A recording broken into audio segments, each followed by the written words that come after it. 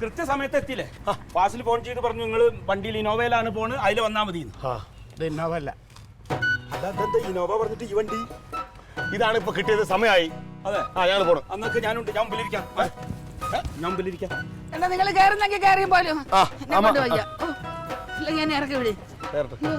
അത് തുറക്കാൻ കിട്ടുന്നില്ലടാ. ചെറിയ എന്തോ കംപ്ലൈന്റ് ആണ് അമ്മാവ. അപ്പൊ പിന്നെ എങ്ങനെ കയറിയതില്ലേ? അതിപ്പോ അളിയും കയറും. അതിനാണ് എന്റെ അമ്മ അതിന്ന് കയറാൻ പറ്റും.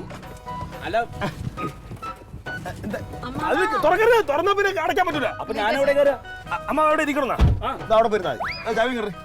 അല്ലടാ, ഫാസിൽ പറഞ്ഞു കല്യാണത്തിന് ഞാനും. ഫാസിലിന്റെ കുഞ്ഞുമ്മയുടെ മോളെ കല്യാണമാണ്, അതിനകത്ത് വലിയ കാര്യമൊന്നുമില്ല. ഇതാ പിടിച്ചേ, ഇതാ തുറന്നിട്ട് അവിടെ ഇരുന്നാ മതി. അവിടെ പഴിഞ്ഞ കയറി പണ്ട് കുടിച്ചോ. എനിക്ക് വയ്യ, അഡ്ജസ്റ്റ് ചെയ്യാൻ പറ്റില്ലടാ. ഞാൻ അകത്ത് പോയി അഡ്ജസ്റ്റ് ചെയ്യാൻ പറ്റില്ല. ഇതിനകത്ത് ഇരിക്കാൻ സ്ഥലമില്ല മാവാ. ഇനി മണ്ടയിലോട്ടേ കയറിയിരിക്കാൻ പറ്റും. എന്തേ ചെറിയ ഇതാണ്. നോക്കട്ടെ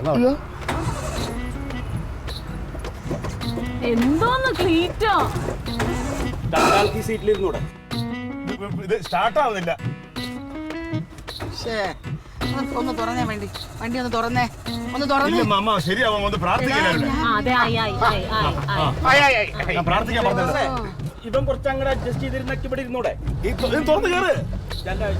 ഇത് തുറന്ന് കയറാൻ പറ്റണ്ടേ അമ്മാവാ? അമ്മാവാ, ഇപ്പൊ ഞങ്ങൾ ഉള്ള സൗകര്യത്തിൽ പോയിട്ട് അതിന്റെ ബാക്കി കഥകൾ പറഞ്ഞു തരാം. സമാധാനത്തിൽ അവിടെ ഇരിക്കും. ഇതിനകത്ത് നല്ല സുഖമൊന്നുമില്ല, ഭയങ്കര പാടായിരിക്കാൻ. ഇനോ വേണേ കുഴപ്പമില്ലായിരുന്നു. എടുത്തോ എടുത്തോ എടുത്തോ. ഒന്നും ഇല്ലല്ലേ അതിനകത്ത്? എല്ലാം ഉണ്ട്, എല്ലാം ഉണ്ട്, എല്ലാം ഉണ്ട്. ആ വീശരോട് എടുത്താ കയറാം. വീശരോട് എടുത്തിരുന്നെങ്കിലേ നോക്കട്ടെ. പോയിട്ട് കാണിച്ചോ. എവിടെ? എനിക്ക് കാണാൻ വയ്യ ഒന്നും. കാണാം. തുറന്ന് അടയ്ക്ക്. അത് പിടിച്ചോണ്ട് അത് പിടിച്ചോണ്ട് അത് പിടിച്ചോണ്ട് ആവശ്യമില്ലാത്ത സ്വിച്ചിലൊന്നും പിടിക്കരുത്. പോയിട്ട് ഞാൻ വിളിക്കാം. വിളിക്കണേട്ടാ. ഓക്കെ. എവിടെ പിടിച്ചാലും പെയിന്റ് അടിക്കൂലോ.